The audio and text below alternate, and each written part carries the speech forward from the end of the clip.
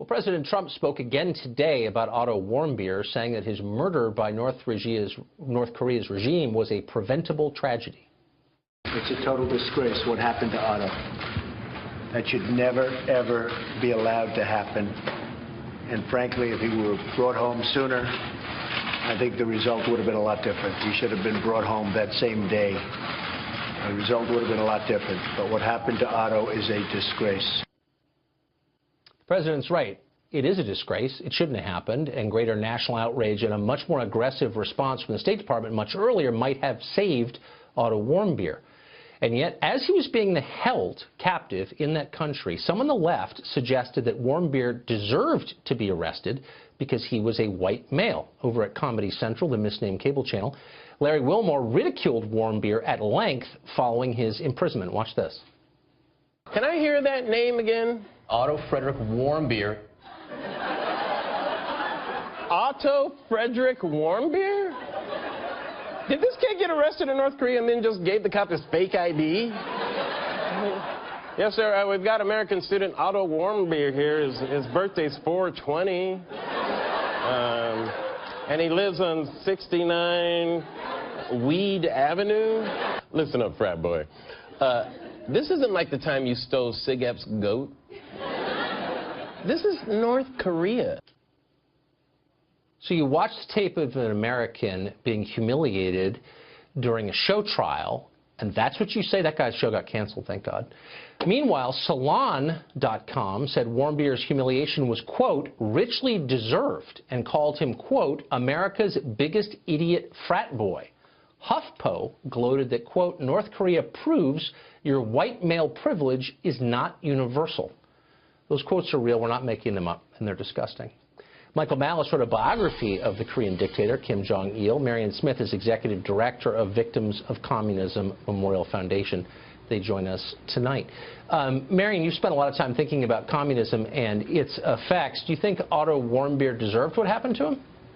Absolutely not.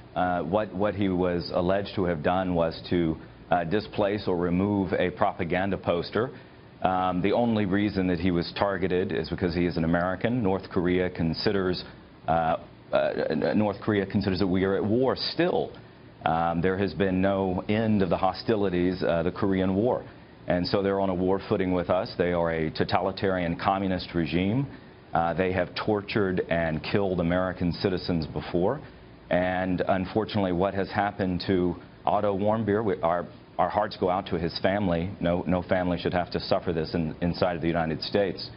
But it is part and parcel of how they treat their own citizens. It is a cruel regime, and you could say, in fact, that all 25 million citizens live in a slave camp.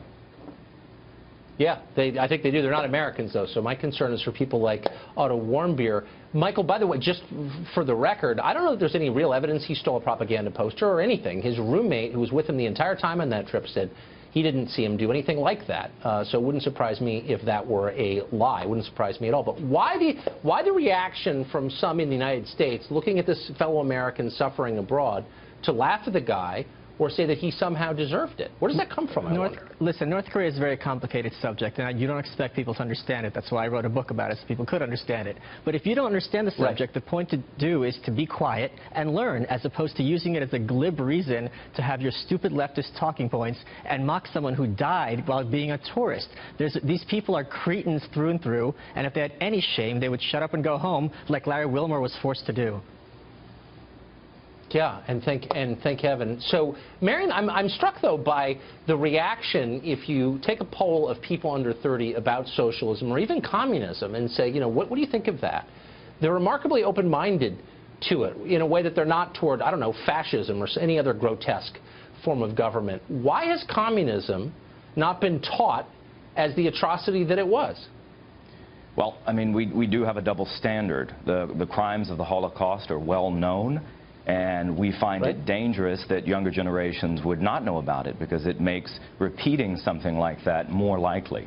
Unfortunately, the crimes of communist regimes, more than 100 million people killed in the last 100 years in some 40 countries since the Bolshevik Revolution in 1917, it's not known. And for people my age, millennials, we don't have a firsthand memory of, news reports live. So something like what happened to Otto is shocking. We don't even have a framework for understanding what happened. And it should be a moment where we remember why we fought the Cold War, why we fought in particular the Korean War.